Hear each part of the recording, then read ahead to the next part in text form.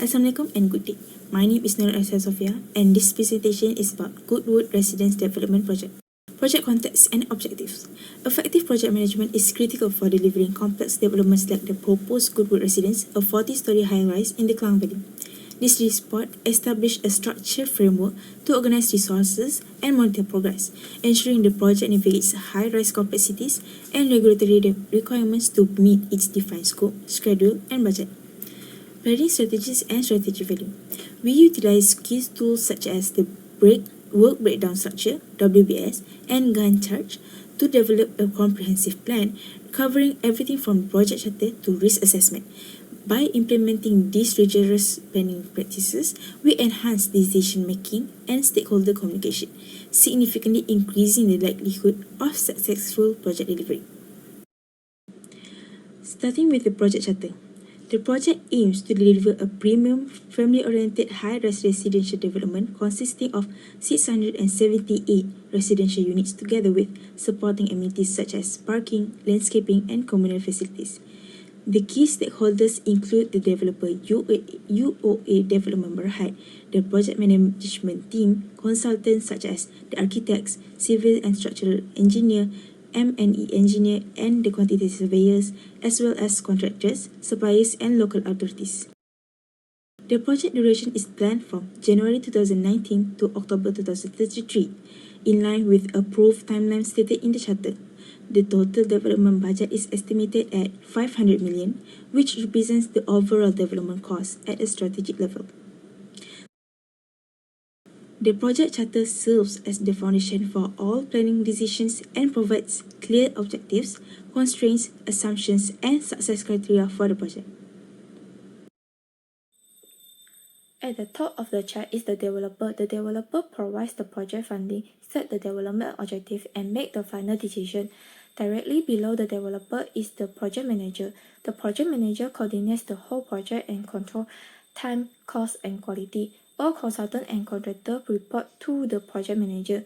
For professional consultant, we have architect, quantity surveyor, civil and structural engineer, and mechanical and electrical engineer. The architect is responsible for the architectural design and planning submission and ensure the design complies with regulation. Quantity surveyor manages project costs, including cost planning, tender evaluation, and final account. Civil and structural engineer design and supervise structural work to ensure safety and stability. Mechanical and electrical engineers handle building service, such as electrical system, plumbing, ventilation, and fire protection. Below the consultant is the main contractor. The main contractor is responsible for carrying out all construction work on site according to the contract document. Under the main contractor are the subcontractors, suppliers, and the safety official. Subcontractors carry out specialty work. Suppliers provide materials and equipment, and the safety official ensures safe working conditions on site. On the side of the chart, we have the local authorities. They are not part of the project team, but are involved in approval, inspection, and regulatory compliance throughout the project. This diagram shows the work breakdown structure WBS for the Goodwood Residence project development. So under this project, they are at phase need to construct. So firstly is the project management and pre-construction. Second, site substructure and earthwork. Then the superstructure, and then the building envelope and external finishes.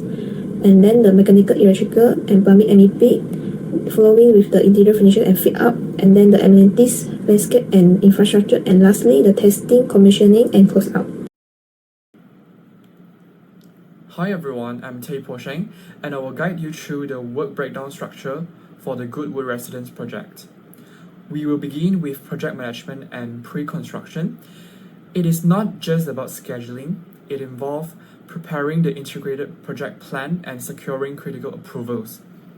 Specifically, we need building approval from DBKL, structural approval from BEM, and fire safety approval from BOMBA.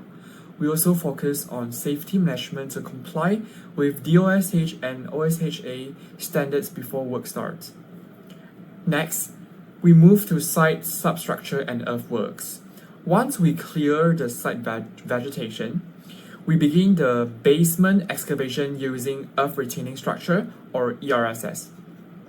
such as contiguous piles and diaphragm walls. For the foundation, we will utilize board piles, which are perfect for urban areas due to low vibration, followed by a reinforced concrete rough slab to ensure a stable base. Moving up to the superstructure phase, we start by constructing the basement reinforced concrete walls and columns. Then, we rise the vertical structure, building the core walls for lifts and staircase, and the typical floor slabs. This phase also includes constructing transfer beams for load redistribution, and finally the roof slab to support the M&E plant rooms. Finally, we have the building envelope and external finishes. This is where we seal the building. It involves installing curtain walls and aluminium panel cladding for the facade. We also installed fixed windows and glass balcony railings. Crucially, we apply waterproofing to the roof and wet areas and finish with weather-resistant external paint to ensure durability. Next is the phase mechanical, electrical and plumbing MEP. So the work package under MEP include power and lighting, which is the installation of main switchboard and substation equipment, then the mechanical and HVAC works, the plumbing and sanitary works, and lastly the vertical transportation. Then is the interior finishes and fit out. So the work package are internal wall, flooring and tiling works, ceiling works, and also the fixtures and mount works.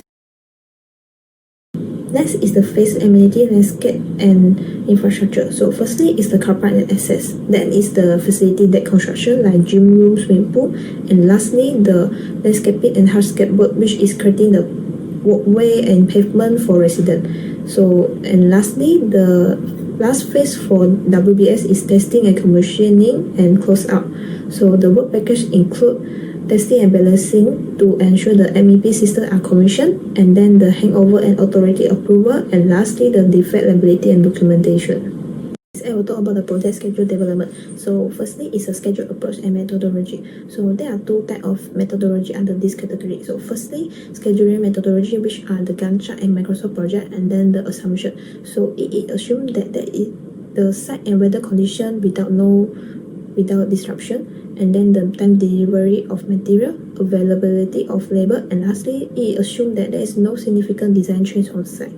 And next, I will talk about the critical evaluation of WBS. So firstly is an evaluation against the 100% rule. So at level 2, the major components such as substructure, superstructure, and MEP are breaking down into the deliverable focus work package. And then the evaluation of mutual exclusivity. So there is a strong mutual exclusivity at level 2 and level 3, which the elements are sharply distinguished based on the trade and location. And lastly, the adequacy of decomposition level. So each level 3 work package represents clear and measurable scope and can be further broken down into a more detailed activity that follow the 8/80 rules. So it helps the planning become more realistic and support accurate duration forecasting for major components. Hi, I'm Shami and I'll be explaining the site layout plan. The site layout plan illustrates the organization of temporary facilities and circulation routes to support safe and efficient construction operations within the site boundary. A clearly defined main site entrance and exit routes are provided to control vehicle movement, with an internal haul road connecting the loading and unloading bay, material storage areas, and the proposed building. Tower cranes are strategically located near the building footprint within their operating radius shown to ensure efficient lifting and minimize material handling distances. Dedicated storage areas for general materials, rebar, foam wood, and covered MEP materials are provided to protect materials and improve site logistics. Site administration offices, workers and welfare facilities, first aid rooms, and emergency assembly points are positioned away from heavy construction activities to enhance site management safety and compliance with the construction safety requirements. Now, I will start the comparative analysis of project duration. Let's look at how our group planned this out. We compared the schedules of all 5 members. 4 of us, Ho Shuru, Tay Po Sheng, Oi Tian Ro, and Nor Alisa Sofia, targeted a completion date before October 2023. This shows a strong consensus, estimating about 4 years and 9 months for the project. However, we have one significant outlier, which is Muhammad Shami's. His schedules extended all the way to May 2025. This was due to a 3 years landscaping phase and the inclusion of the defects liability period in the active timeline, which pushed his completion date back by nearly 2 years. Ultimately, we identified Ho Churu's schedule as the best approach. Her timeline is conservative and balanced, allocating a realistic duration for the structural works compared to the others. Moving on, I will start to compare the project cost. This comparison reveals some big difference. Noor Alisa Sophia's estimate was the absolute lowest at just $3.1 million. This is highly unrealistic for a high-rise project and suggests that major material or MEP components were missing from the resource planning.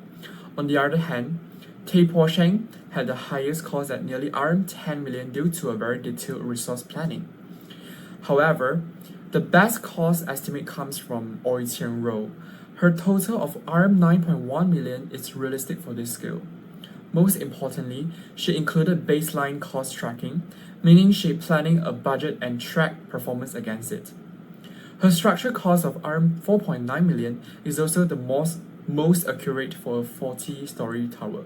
Next is the comparative analysis of task sequencing and dependency. So after comparing the Microsoft project of each member, the overall task sequencing is logic, and based on the table, can we show that Tay Po Sheng and Muhammad Shami's schedule mostly rely on start-to-start relationship with some time-lapse.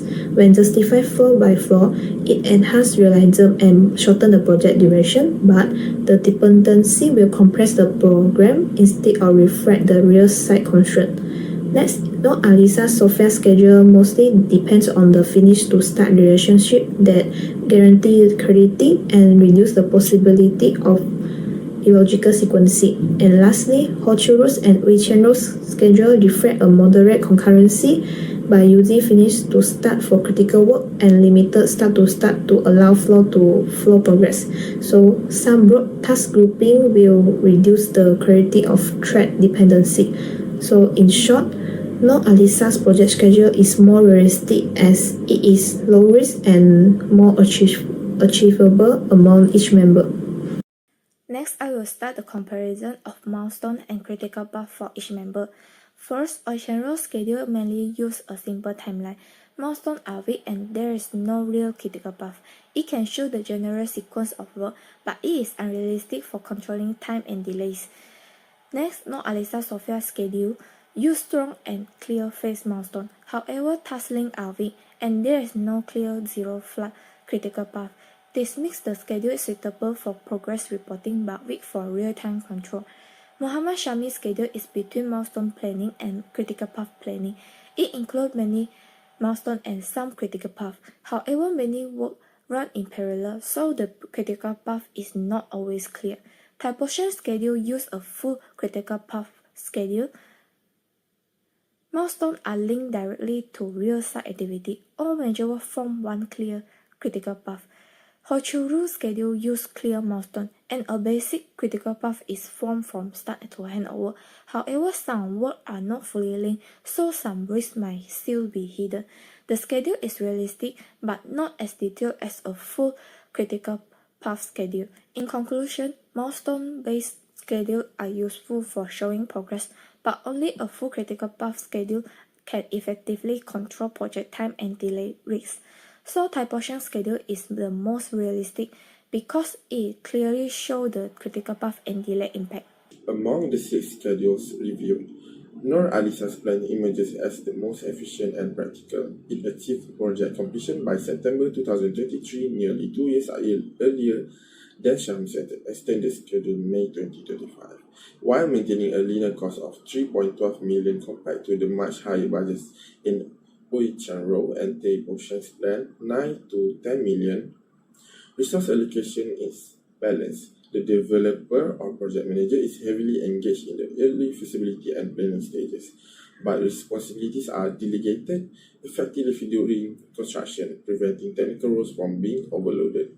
By contrast, Shami's plan is conservative and risk buffered, but suffers from contractor and architect overextension, Ocean Road and Tape Ocean schedules are technically rigorous but impractical due to concentrated workloads and inflated costs. Ho Chiu Ru's plan is cost-driven but unrealistic within the QS were misapplied to execution tasks. Therefore, Noor Ali's schedule represents the most efficient balance of time, cost, and resource practical, making it the strongest model for effective project delivery.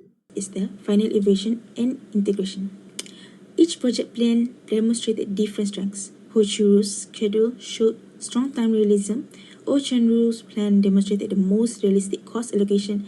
Teh Po Sheng provided the strongest critical path method control (CPM), allowing clear identification of delay risk.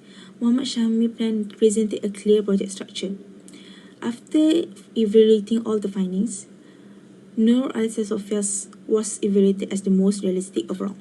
Although it is not the strongest in detailed cost modeling or critical path sophistication, it demonstrates the realistic construction logic, balanced resource allocation, low execution risk, and successfully meets the project chartered deadline. Overall, these plans provide the most practical and dependable program for executing a 40-story residential development. This concludes our presentation on the Goodwood Residence Development Project.